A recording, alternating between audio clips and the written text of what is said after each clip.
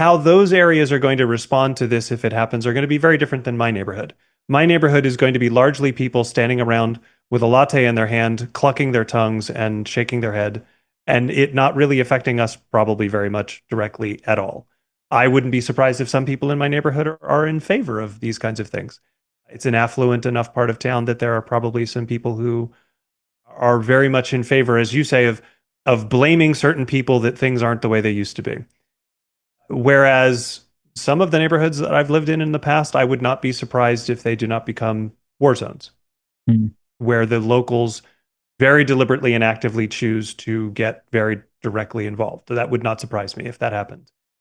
And obviously, as someone who's trying to live the life of faithfulness, neither of those choices are particularly laudable ones. I shouldn't be sitting around clucking over a latte and blaming people, and I shouldn't be going down to 62nd Street and picking up rocks either.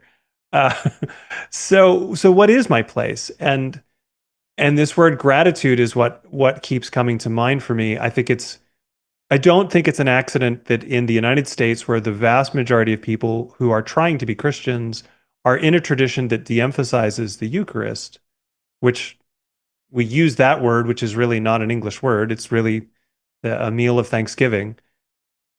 That for us, Thanksgiving is at best once a year at the end of November.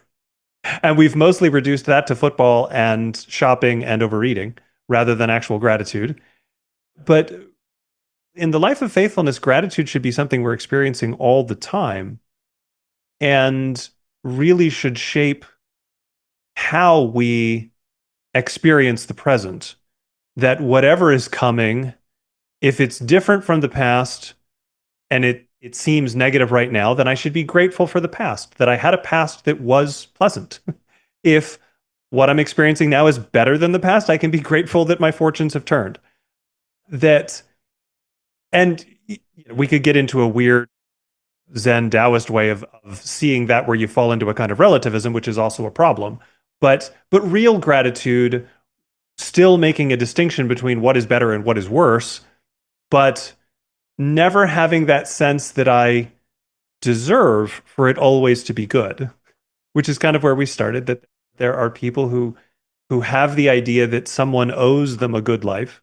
Now, who that someone is, it's hard to say, but someone owes them a good life. And when they're not having one, they get upset.